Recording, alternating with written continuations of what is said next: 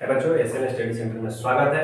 तो चलिए हम आज बात कर रहे हैं कि जो दो चर वाले रैखिक समीकरण है उस पे क्वेश्चन कैसे पूछे जाते हैं। तो सबसे पहले ये देखिए कि जो क्वेश्चन हम लोग के जो आता है वो कुछ इस टाइप के आता है कि आपका कब संगत होगा, कब कौन सा हल होगा, कैसा ग्राफ बनेगा।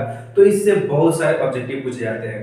तो चलिए हम कितने आसानी से और एक बार में कैसे बहुत सारे ऑब्जेक्टिव हम क्लियर कर सकते हैं।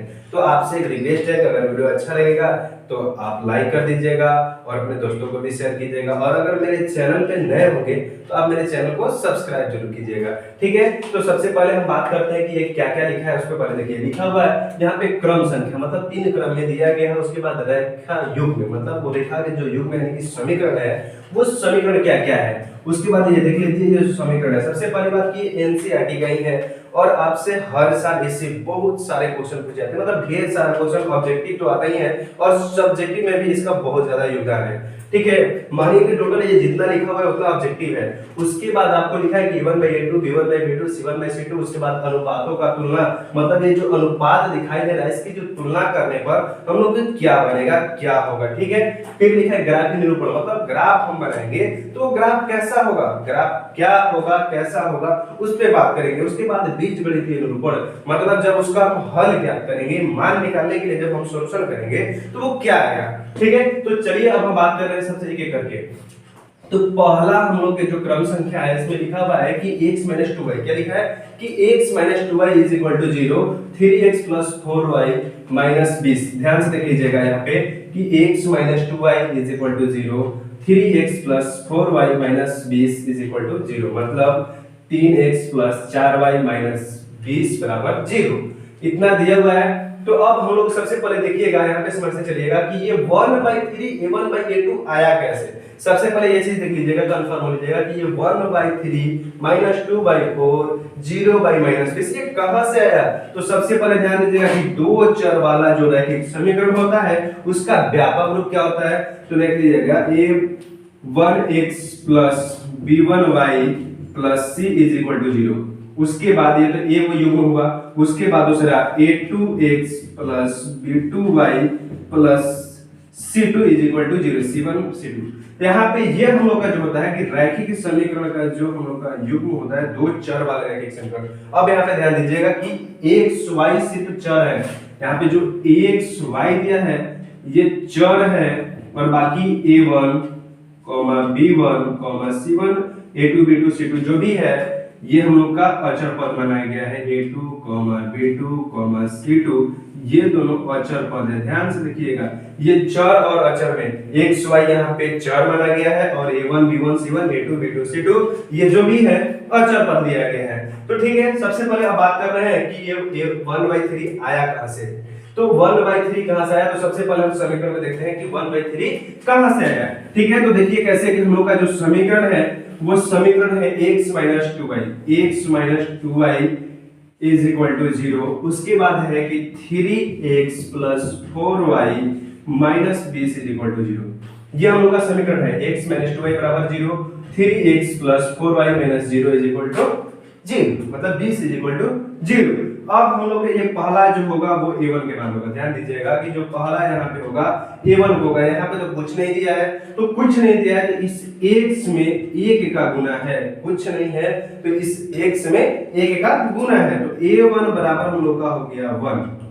उसके बाद b1 y में कितने का गुना है, तो -2 का गुना है, तो -2 हो गया। उसके बाद c नहीं दिया है, c1 के जगह पे नहीं दिया है तो कुछ नहीं दिया है तो 0 दिया है। ठीक है, कुछ नहीं दिया है तो 0।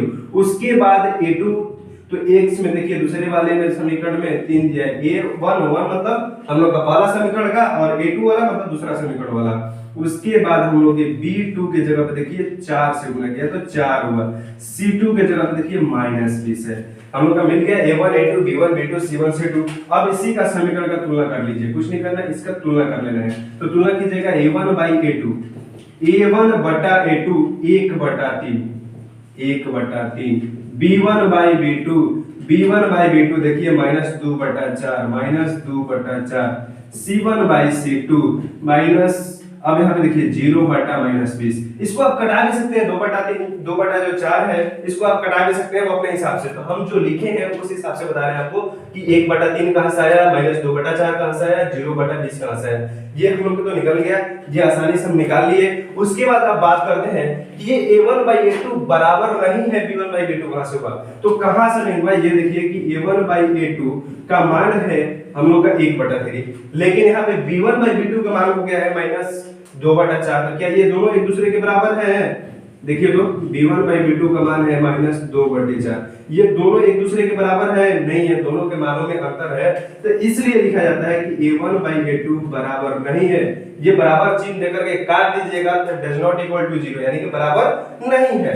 बराबर नहीं है यानी कि b1/b2 के मतलब ये दोनों एक दूसरे से बराबर नहीं है। इन दोनों का जो अनुपात आ रहा है, मानों की तुलना किया जा रहा है, वो बराबर नहीं है। तो जब बराबर नहीं है तो इसका ग्राफ कैसा बनेगा? तो ग्राफ हम लोग का प्रतिच्छेदी बनेगा। ग्राफ कैसा बनेगा? प्रतिच्छेदी। प्रतिच्छेदी मतलब एक दूसरे को काटेगा, कहीं भी वो एक दूसरे को काटेगा। मान लीजिए यहाँ काट दिया, कहीं भी उस रेखा को एक दो रेखा होगी वो क्या करेगी? एक दूसरे को काटेगी। तो ये हम लोग का हुआ प्रतिच्छेदी। उसके बाद कहता है कि कब संगत होगा, कब असंगत होगा?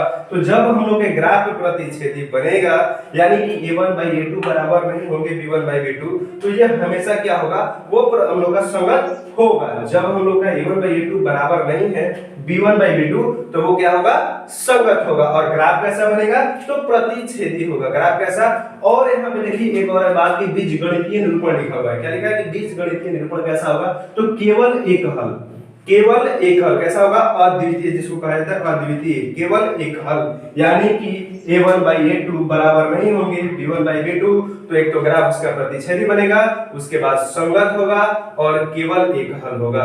ध्यान से एक बार फिर सुनिएगा कि a1/a2 बराबर नहीं है b1/b2, तब क्या क्या होगा? ग्राफ प्रतिच्छेदी बनेगा, संगत होगा और इसका केवल एक हल होगा, अद्वितीय हल होगा। चलिए अब हम दूसरे पे बात करते हैं कि दूसरा क्या है। दूसरा क्या है? ठीक, तो दूसरा में हम लोग देखिए लिखा हुआ है कि 2x + 3y - 9। क्या लिखा है कि 2x + 3y - 9। यहाँ पे जो दूसरा हम लोग का है, दूसरा देख लीजिएगा कि लिखा है कि 2x + 3y - 9 बराबर 0। उसके बाद 4x + 6y - 18 बराबर 0। अब यहाँ पे हम फिर a1 a2 b1 b2 c1 c2 निकाल करके देखते हैं। तो a1 की जगह पे कितना है? तो a1 की जगह पे 2 है, b1 की जगह पे हम लोग का देख लीजिए 3 है। उसके बाद c1 की जगह पे हम लोग कितना है? तो c1 की जगह पे -9 है। उसके बाद a2 की जगह पे कितना है? तो 4 है, a2 = 4। उसके बाद हम लोग का b2, तो b2 = हम लोग का 6 है।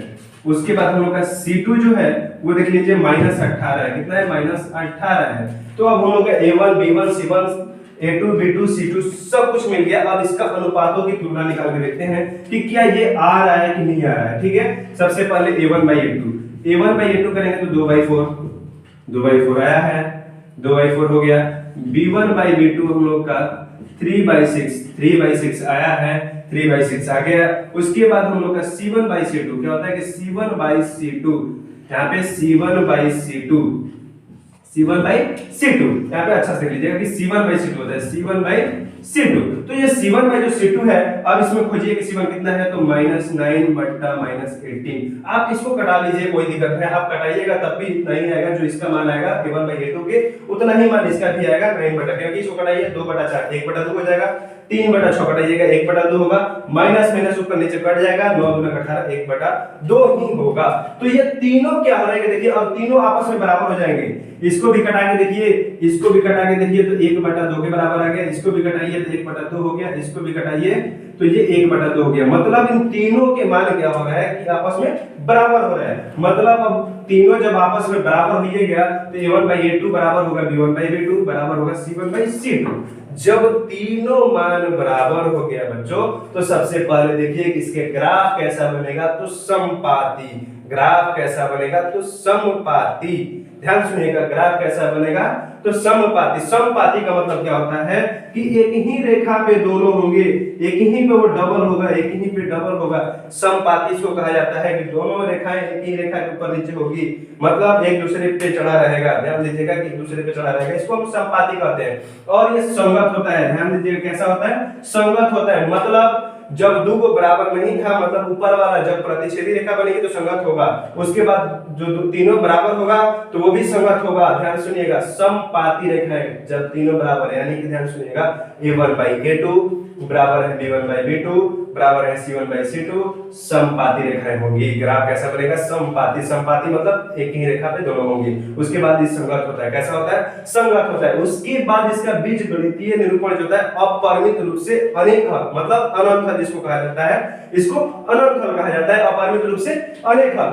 उसके बाद अब हम जब इसको देख लिए, इसको जान गए, तो जो तीसरा वाला है, तीसरा वाला पे बात कर रहे हैं कि तीसरा वाला क्या है।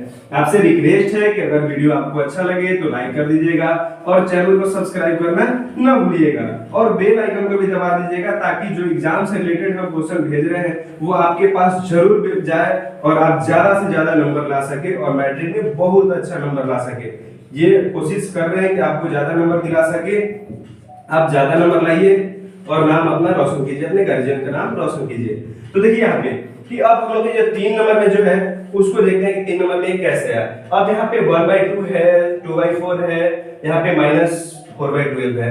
अब ये देखो कटा देते हैं इसको, तो ये क्या हो जाएगा? 1/2 हो जाएगा। 3 चौके 12, ये क्या हो गया?